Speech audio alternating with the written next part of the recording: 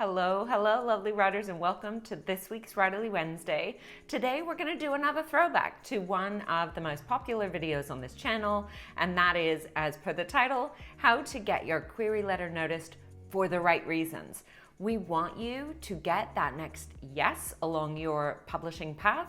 So whether you are heading straight to a publisher who takes unsolicited manuscripts or trying to find an agent, let's make sure that this letter that you've crafted gets you noticed and gets you that next yes along the path. So this is some somewhat refreshed info, but to be honest, it's pretty much the same because these same things will help you every time. They're also not in any particular order, but let's dive in. The first thing to do is actually to finish your manuscript. And I know this can be a little bit problematic to those of you perhaps who are writing nonfiction. It's not a hard and fast rule, but as an agent myself, I always wanted to see that the writer had the commitment to actually finish the project rather than try to get a book deal on a concept or an idea. Now, if you've got a book proposal, chances are you've done a lot of research into that idea, but I want to see you finish it. You might be the exception to the rule, but chances are, and especially if you've written fiction, finish the manuscript. Why do we want to do this? Well, number one, something that you will put in that letter will show that you've finished it and let them know that you are committed to your story idea, to your craft, and that is word count. So you want to share that word count. There are a couple of reasons why. Number one, even though there are always outliers, those that are a little bit shorter and those that are a little bit longer, depending on your genre, showing the word count lets the agent or publisher know straight away, we've got a full book. Right? So go out and do a little bit of research. I might make another video about this, but it's really dependent on things. And to be honest, our appetite for word count and length of book has changed over the years. So it really also depends on the particular publisher, as well as if you are already a known author, in which case maybe you're not watching this because you already know how to do your query letter.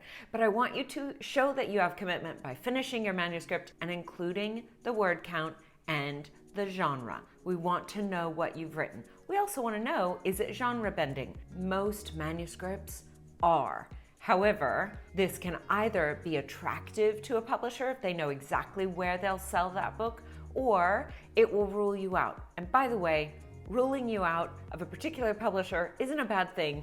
If they're not going to be a right fit for you, you don't want them to say yes, because everything else will be an uphill battle.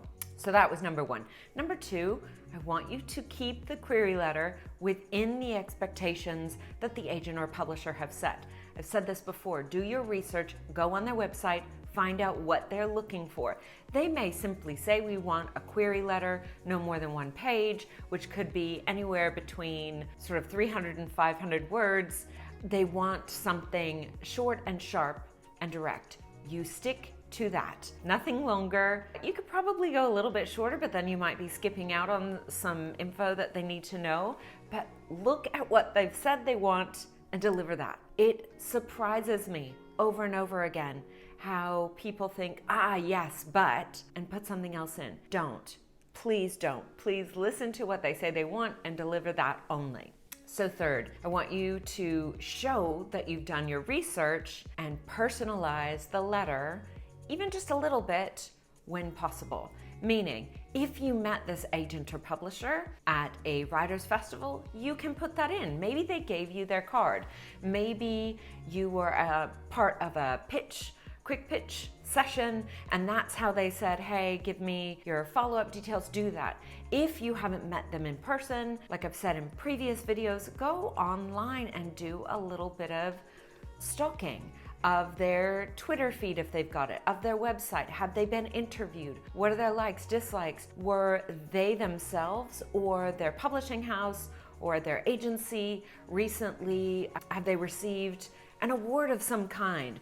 Were one of the books that they represent awarded in some way or another? Finding those little details just means you're not saying something like, dear sir or madam. That makes them feel unknown, and it's not going to send the message that you want, which is, I know what you do, I love what you do, and I would love to partner with you. At the end of the day, these are all about relationships. And if you're looking to build a relationship with somebody, show them that you've done that little bit of extra work to know what they like, maybe what they don't like, whether they've got something to celebrate, anything like that. Personalize when possible. Nothing crazy, nothing that shows you're super cyber stalking, like, hey, I bet you loved getting some sun on the beach in Mexico. I saw you on your holidays. Maybe that's pushing it a bit far, but you get what I mean. Keep it direct, keep it personable, keep it respectful, and go from there. Now, the fourth piece of advice is something that I do want you to spend a little bit of time on, and that is craft a great synopsis. A lot of writers get challenged by this particular piece, and it doesn't need to be hyper challenging. You're simply taking the structure of your entire story and trying to put it into 5 to 10 sentences. You can do more. I think my personal like for this would be to try to keep a synopsis to between 250 and maybe 500 words, depending. And if you have written your whole manuscript, you will know what's going to happen at every stage, and so you share all of them. Don't make the synopsis a mystery. That can be saved for the back cover blurb. In a synopsis, an agent or publisher are looking for the fact that you've told an entire story. You know the entire story arc. So they want those pieces. They want to have something revealed in it, to know that the character and characters have gone through a particular journey, whatever. You wanna spill the beans, right? You don't wanna make it a great mystery. You can keep that mystery context when you're doing the high concept pitch or the log line, which is just like a 1 or 2 sentence thing, also can be called an elevator pitch.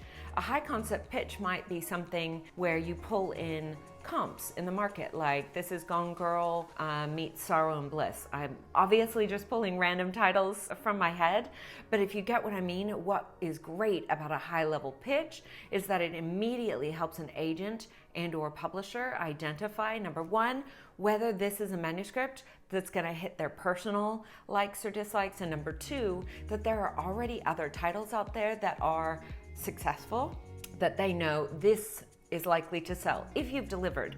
Now, I only ever want you to use comps that are somewhat related.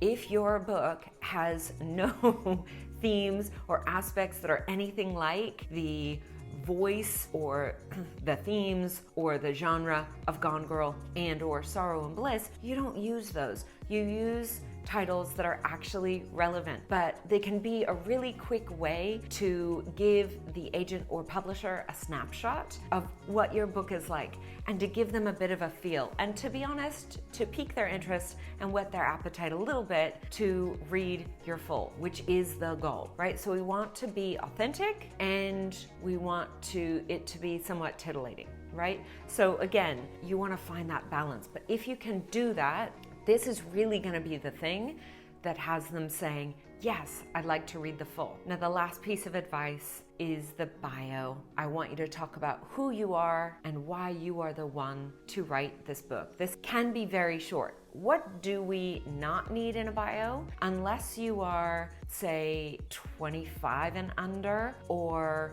no, that's pretty much it. Unless you're very young, we don't need your age. That's okay. We can guess your age maybe by either the topic and the other things that we see in the bio, but age is not necessary. Only include personal info that may be directly related to the why you are the person to write this book. So if you are writing on a particular topic, say it's a health topic or health is a main theme of your novel, then you want to put in there that you are a mental health practitioner or physical health practitioner, like a GP or a chiropractor or something like that. You can say what your job is. You can also share your degree if you've got one. You can share if you have any published works. That means short stories, articles in any magazines or periodicals that may be recognizable to them.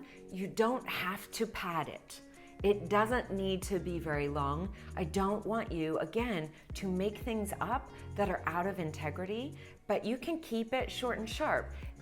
Essentially, if you're writing a novel, by the way, it doesn't matter. You can say, this is my first full-length novel. I have a degree in psychology. I have a family. I grew up here, blah, blah. I've had a few articles published in blah, blah, blah, or I was shortlisted for a short story competition in this year. Anything that might be relevant, but it's okay if you don't have a degree in English.